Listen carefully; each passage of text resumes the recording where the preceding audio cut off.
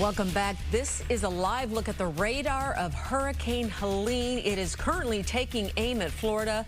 Mike Kaplan has more on its current trajectory. This does not look good, Mike. It's a big storm, Sylvia. It has a massive wind field. You know, sometimes hurricanes, the expansive coverage of tropical storm force or hurricane force winds, pretty close to the center. This one reaches out pretty far. Already we're seeing tropical storm force or 39 mph plus winds across much of western Florida. This is infrared, color enhanced satellite imagery that I'm showing you, and you can make out really for the first time all day long. We're seeing an eye of the storm. That's a sign that this is getting a little bit more intense as we speak, and indeed that is the case. I'm going to switch over here to radar because I want you to see that there's not that much rain hitting the peninsula of Florida. Earlier they had some tornadoes this morning in central Florida. Right now there's some rain cutting across the Keys, but the bulk of the rain is either offshore or moving through parts of the panhandle of Florida and then even farther to the north. And quite frankly, these are areas that are going to be seeing some of the heaviest rain. Parts of Georgia into the Appalachians of North and South Carolina. In there could be up to 12 inches or in some cases even more than that rainfall coming down. Now, I want to show you the latest statistics on the storm. Winds are at 105 miles per hour sustained. That makes us a Category 2 storm on the Saffir-Simpson intensity scale. You get to Category 3, which would be 110 miles per hour. That's what's deemed a major hurricane. This is expected to become a major hurricane prior to landfall. Its forward speed has accelerated. It's going north-northeast now at about 14 miles per hour, and that pretty quick forward momentum is going to do a couple of things. One, it'll bring it to the coastline here by tonight, but it will mean that Helene remains a hurricane as it moves into Georgia. So this is not going to fall, because it's moving so quickly, it will not have time to deteriorate over land until it has spent some time in Georgia later on.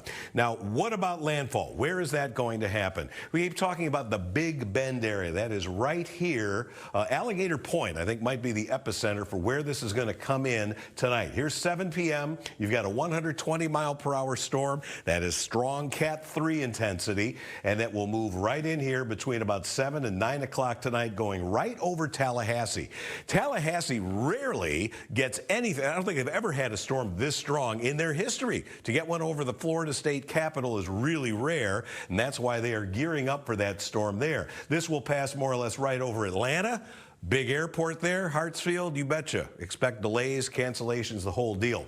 Storm will go through Tennessee, then it meanders to the west. It's actually going to interact with another low-pressure area. It's what we call a Fujiwara circulation. And as that happens, it's going to place Chicagoland on the northern edge of this. We're going to see winds picking up here tomorrow. Cloud cover will increase, and there's a chance of a few showers here over the weekend. Certainly nothing like the rain that's going to be occurring over the southeast, but I have to keep a few showers in the forecast for us, especially Saturday, maybe less so on Sunday, which bodes well for the Bears-Rams game. As I mentioned, Tallahassee may be the epicenter, at least for some of the greatest population impacts of this storm. And that's where Fox Weather's Rebecca Castor is following the storm as it approaches.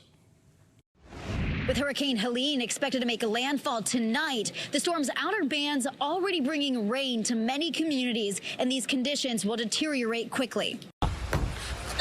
Time is running out for communities preparing ahead of Hurricane Helene. Folks are rushing to fill sandbags, board up windows, and stock up on last-minute essentials. I am more or less focused on really deciding on what is important for the rest, to have for the rest of my life. The storm is already bringing heavy rain and wind to Florida's Gulf Coast, with impacts being felt all the way to the Keys. The state's entire west coast is bracing for life-threatening storm surge. In some areas, it could reach 20 feet. Because it's such a big storm, it's churning a lot of water. And so you're going to see surge all up and down the west coast of Florida. Forecasters expect wind gusts as high as 130 miles per hour, which will likely cause massive power outages that last days or even weeks. Federal officials are positioning generators as well as power restoration teams who are prepared to get to work as soon as it's safe. Or they're downed, active down lines. We want to make sure we remove that public safety threat.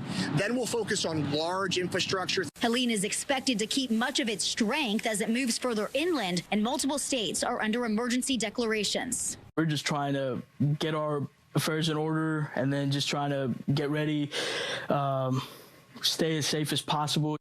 Thousands of National Guard troops are also in place across the southeast to respond to emergencies during and after the storm. In Tallahassee, Florida, Rebecca Castor, Fox 32 Chicago. Sylvia, back to you.